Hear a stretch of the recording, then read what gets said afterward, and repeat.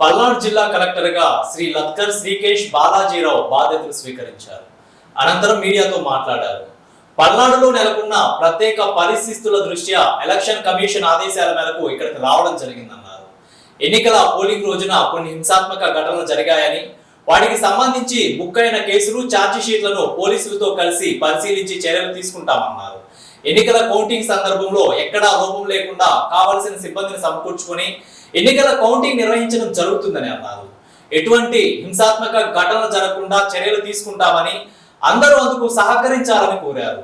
144 section లాంటి వాటిని పెట్టడం వలన ప్రజలకు ఇబ్బంది కలుగుతుందని, శాంతి భద్రతల దృష్ట్యా ప్రజలు సహకరించాలని కోరుతున్నామని అన్నారు.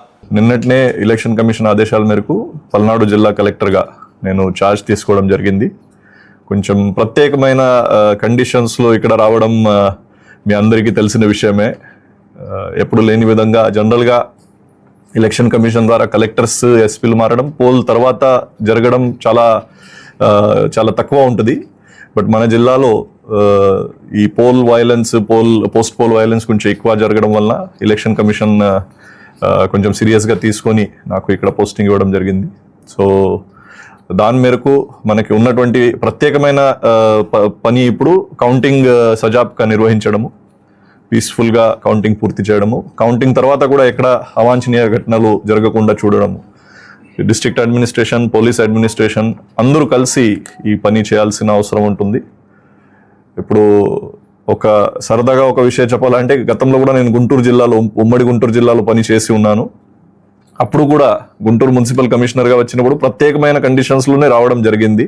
కొంతమంది మీ విలేకరులలో కూడా పాత వాళ్ళు ఉంటే 2018లో డైరియా వలన గుంటూరు టౌన్లో ఇది జరిగినప్పుడు తాత్కాలికంగా అప్పుడు ఉన్న గవర్నమెంట్ నాకు జాయింట్ కలెక్టర్ విజయనగరం నుంచి గుంటూరు కమిషనర్గా పోస్ట్ చేయడం జరిగింది. సో అప్పుడు కూడా కొన్ని ప్రత్యేకమైన కండిషన్స్ ఉండేవి. ఇప్పుడు కూడా కొన్ని ప్రత్యేకమైన కండిషన్స్లో గుంటూరు రావడం జరిగింది.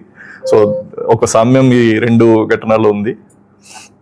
ఇప్పుడు నేను ఇంతకుముందు జాయింట్ కలెక్టర్ డిఆర్ఓ దగ్గర నుంచి తీసుకున్న ఇన్ఫర్మేషన్ పరంగా మన జిల్లాలో దాదాపు అన్ని పోలింగ్ స్టేషన్లో చాలా చక్కగా పోలింగ్ జరిగింది. కొన్ని లొకేషన్స్లో సంఘటనలు జరిగాయి, చాలా అన్ఫార్చునేట్ ఇన్సిడెంట్స్. ఈ చిన్న లొకేషన్ కొన్ని 27 కేసెస్ వలన మొత్తం జిల్లాలో జరిగిన మంచి ఎలక్షన్ ప్రాసెస్కి ఒక చెడ్డ పేరు అనవసరంగా రావడం జరిగింది. అది చాలా దురదృష్టకరం. సో కనీసం ఇప్పుడు కౌంటింగ్ టైంలో మన జిల్లాకి మళ్ళీ చెడ్డ పేరు రాకుండా పని చేయాలని మన అందరూ కూడా, not only district administration staff మాత్రమే కాకుండా ఇప్పుడు మీడియా మిత్రులు కూడా మీ ద్వారా, ప్రజలు, అదేవిధంగా పొలిటికల్ పార్టీస్, ముఖ్యంగా వాళ్ళ కార్యకర్తలు, వాళ్ళ అందరికి కూడా నేను చేసింది అప్పీల్ అంటే, రాష్ట్ర వ్యాప్తంగా, దేశవ్యాప్తంగా మన జిల్లాకి ఒక చెడ్డ పేరు వచ్చేయడానికి మనం అందరూ కూడా కారణం. ఎవరు ఒక్కరి మీద మనం ఇది పడడానికి లేదు. కనీసం కౌంటింగ్ టైంలో అది జరగకుండా మనం అందరూ కూడా చూసుకుంటాము. దాంట్లో అందరూ సహకరించాలి. దాంట్లో అందరూ కూడా ఈ ప్రజాస్వామ్యంలో ఉన్నటువంటి ఒక పర్వం, దాంట్లో భాగస్వామ్యం అయి కోఆపరేట్ చేయాలని కోరుకుంటున్నాను. ఇప్పటి వరకు జరిగిన వైలెన్స్ కేసెస్ ఏదైతే బుక్ అయ్యాయి దానికి కూడా త్వరితగతిన అన్ని ఛార్జ్ షీట్ పుటప్ చేయడం కానీ, పోలీస్ ద్వారా దానికి పర్సివేషన్ చేయడం అది చేసుకుంటాము. రాబోయే రోజులు కూడా మనకి ఇంకా పోలింగ్కి, కౌంటింగ్కి 14 days ఉన్నాయి.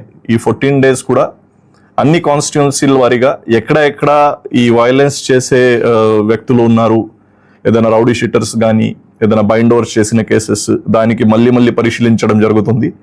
అడిషనల్ బైండ్ ఓవర్స్ ఏమైనా చేయాలంటే అది కూడా చేయించుకుంటాము. గతంలో బైండ్ ఓవర్ చేసిన వాళ్ళు ఈ కేసెస్లో పాల్పడినట్టయితే వాళ్ళ మీద ఆ బైండ్ ఓవర్ కేసెస్ ఇంప్లిమెంట్ చేయడానికి కూడా కఠిన చర్యలు తీసుకుంటాము. బైండ్ ఓవర్ చేసిన కేసెస్లు, ఇప్పుడు కేసు బుక్ అయిన మనుషులు, వాళ్ళలో ఏదైనా సామ్యం అయితే మనం కరెక్ట్ బైండ్ ఓవర్ చేస్తామని కూడా మనకి ఒక అసెస్మెంట్ వచ్చేస్తుంది. దాంట్లో ఏదైనా తేడాలు ఉంటే అది ఎందుకు తేడాలు జరిగాయి, ఆ ముందు నుంచి అసెస్మెంట్ ఏమైనా లోపం జరిగిందా, ఇంకా అడిషనల్ బైండ్ ఓవర్స్ ఏమైనా చేయాలా, బైండింగ్ ఓవర్ కండిషన్స్ ఏమైనా పెంచాలా, అవి అన్నీ కూడా ఇప్పుడు పరిశీలించడం జరుగుతుంది.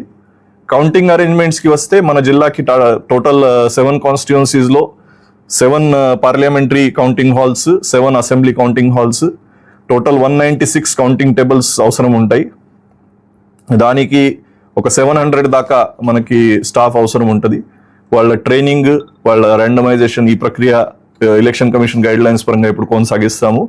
దాంట్లో ఎక్కడా కూడా లోపం కానీ ల్యాబ్స్ ఉండడానికి అవకాశం లేదు. ఓకే, 15,04,900 ఓట్స్ మన దగ్గర పడ్డాయి యాజ్ ఆన్ టుడే. కొంత పోస్టల్ బ్యాలెట్స్ ఓట్స్ ఇంకా రావాల్సి ఉన్నాయి, ఈవీఎంస్ ప్లస్ వచ్చిన పోస్టల్ బ్యాలెట్ అంటే ఎంప్లాయీస్ వేసిన ఓట్స్, తర్వాత హోమ్ ఓటింగ్ చేసిన ఓట్స్, ప్లస్ ఈటీపీబీఎస్లో సర్వీస్ ఓటర్స్కి పంపించిన కొంత వాటిలో వచ్చే కొంత ఇంకా వస్తూ ఉంటాయి.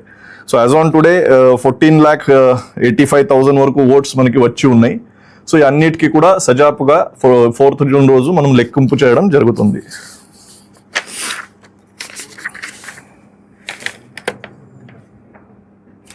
ఈ కౌంటింగ్ స్టాఫ్ కి చేయాల్సిన మనం ఇవ్వాల్సిన ఆర్డర్స్, అపాయింట్మెంట్ ఆర్డర్స్ ఈ నెక్స్ట్ 2-3 days లో మనం కౌంటింగ్ స్టాఫ్ ఆర్డర్స్ ఇవ్వడం జరుగుతుంది. అదేవిధంగా section 144 as of now 5th June వరకు పాత కలెక్టర్ గారు ఆల్రెడీ ఇష్యూ చేసి ఉన్నారు.